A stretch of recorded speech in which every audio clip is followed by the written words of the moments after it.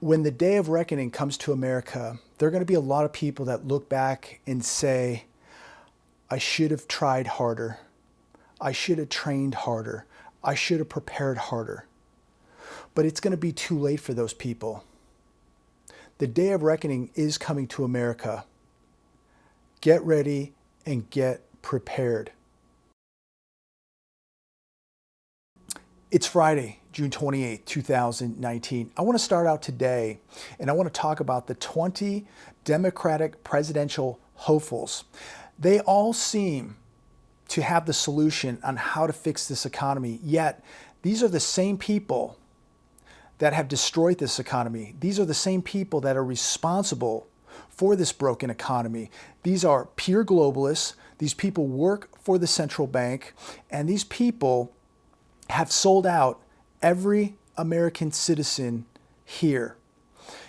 Do I believe that there are many Republicans that have done the same? Absolutely. We have many Republicans who are globalists, who have aligned themselves with the central bank, and many Republicans who have sold us out, who have no loyalty to America. We have plenty of Democrats and Republicans in Washington who have sold America out.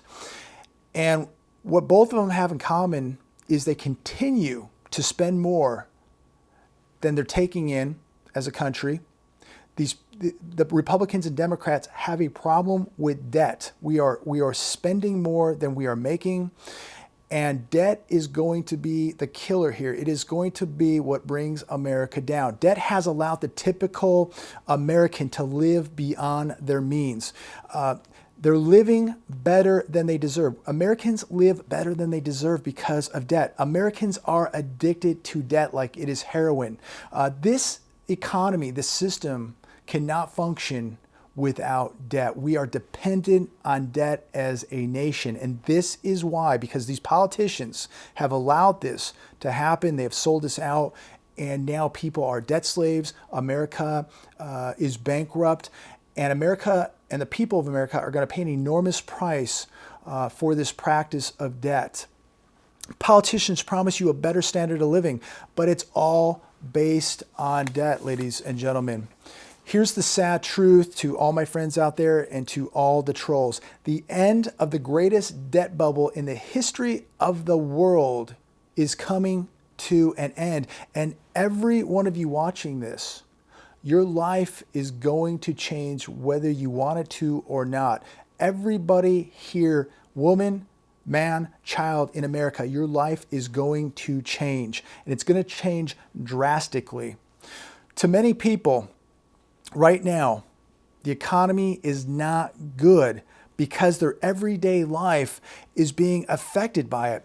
They're up all night tossing, and this may be you. There are so many people out there tossing and turning because they're not sure how they're going to pay this week's bills or next week's bills, or how they're going to make their car payment or their rent payment or their mortgage payment. People are feeling the pain. It is setting in right now. This Novocaine, this anesthesia is starting to wear off, and people are getting tapped out with their credit cards. Their wages are not keeping up with inflation and the cost of living, and people are really starting to worry, and they are tightening up. They're not spending as much, and we're seeing that in the retail sector. Today I'm reading in the news how people are keeping their cars longer. Now, the article that I was reading was saying because of the quality of the car. Listen, we all know why people are driving older cars, because they cannot afford to buy a new car. People are having a problem with just paying their daily bills. And if I can say one thing, if this is you, start cutting out certain things you don't need. Start cutting out the Starbucks. Stop leasing those cars because they have a certain emblem. Stop impressing people you don't know. A lot of these people, if they would just cut certain things out of their lives, things they don't need, garbage, things to impress other people, if they would start cutting things out, they would start sleeping a little bit more comfortably at night.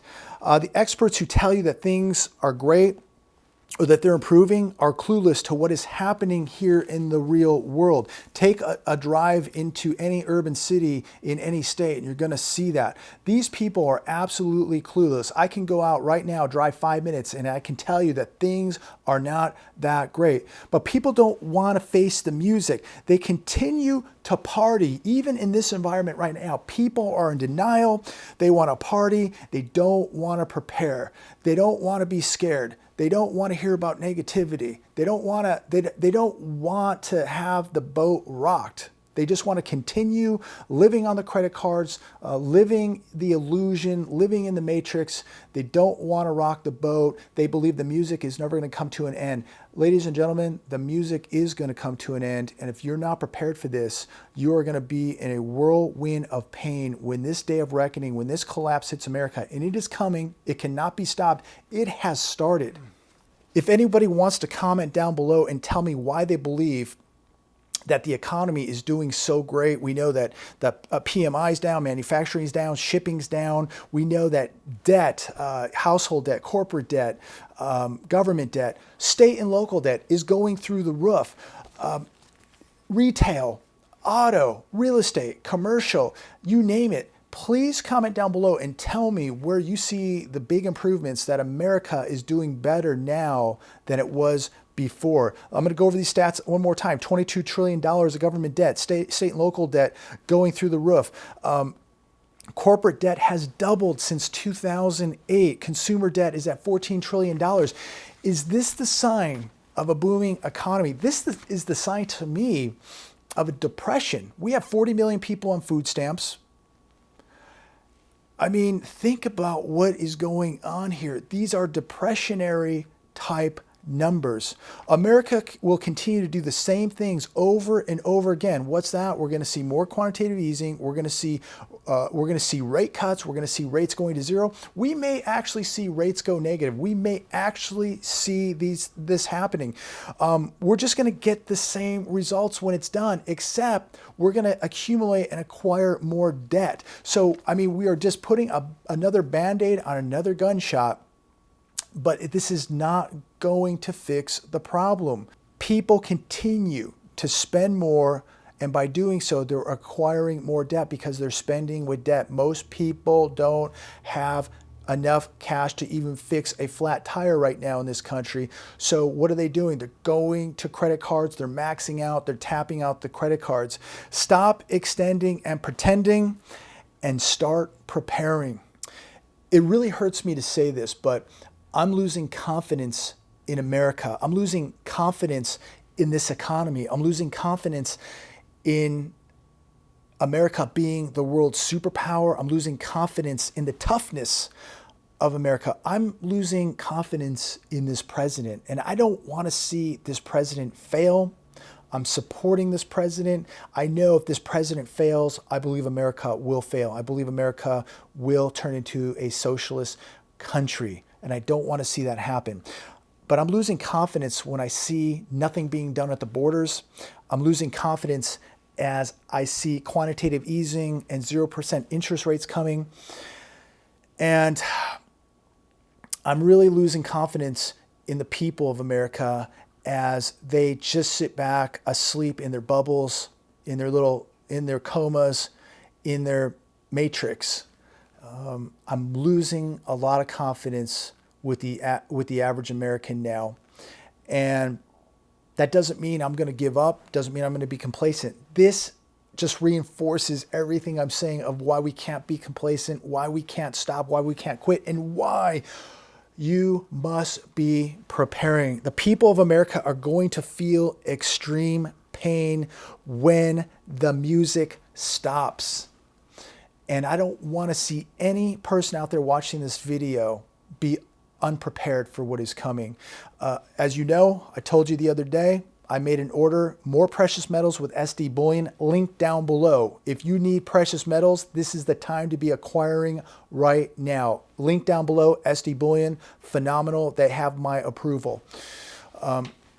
But you're going to need a lot more than precious metals. You know, make sure you're topping off all your preps, food, water, number one asset, security, and of course, walking closer to God. But let's get it back into why I'm losing confidence. I'm losing confidence in the US dollar, and that is why I am buying precious metals. I'm losing faith in the US dollar, which I believe is going to come under extreme pressure. I believe the world, as we're seeing, they're dumping US treasuries, they're dumping the US dollar. This is why you better be holding hard, tangible assets like gold and silver. When I read articles like this on Breitbart today, you can check this out. Nancy Pelosi accepts Senate's migrant funding bill, drops House radical plan. These people, our politicians, Republican and Democrat, are so concerned about the migrant children. Yet, when I'm in Los Angeles or when I'm even in my local area and I'm seeing American kids walking around barefoot, not in school, but sleeping in a tent on a sidewalk somewhere or in a dirt field, it blows me away. I'm baffled why our politicians are more concerned about migrant children than the children here in the United States of America, white, black, brown, yellow, whatever. Why are they more concerned about people coming from somewhere else than the people and the children right here in America? It blows my mind. This emergency aid at the border is $4.6 billion.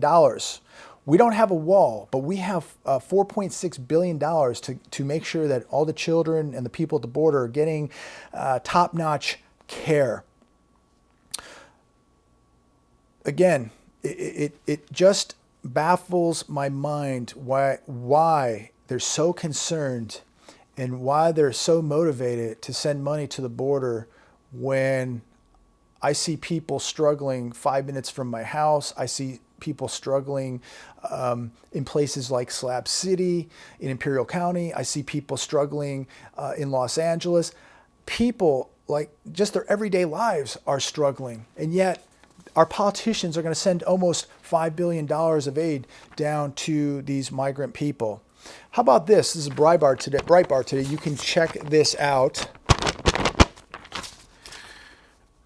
U.S. taxpayers pay $18.5 billion a year for health care for illegals. That's amazing. How many Americans don't have health care, yet we're spending $18.5 billion a year on health care for people who shouldn't even be here? You should be angry. You should be really angry. This is interesting. There's a video going around today. Hundreds of Haitians and Africans wade through the Rio Grande and stroll into the USA carrying luggage, carrying suitcases, and wearing designer clothes. Hundreds. It's now thousands. The people out there who believe that it's okay for people from Haiti and Africa to just be rolling in with their luggage, crossing the Rio Grande, over 1,000 people now, giving people who shouldn't be in this country driver's licenses or the right to vote. If you people think that this is acceptable behavior for a civilized nation, if you think that this is okay, if you think this isn't going to have any negative effects, if you think we're not going to get negative blowback, if we're not going to have huge ramifications and pay a huge price here as a country for this behavior, if you think that this is all acceptable, you have massive brain cells missing, okay? You are smoking something way too strong. You need to get off of it. You need to come back down to earth, because this is going to have severe consequences on this nation. Who do you think is going to pay for all these people? Okay, we allow over 1 million people in legally every year, okay? All the government subsidy, all the health care, where do you think these people are going to live?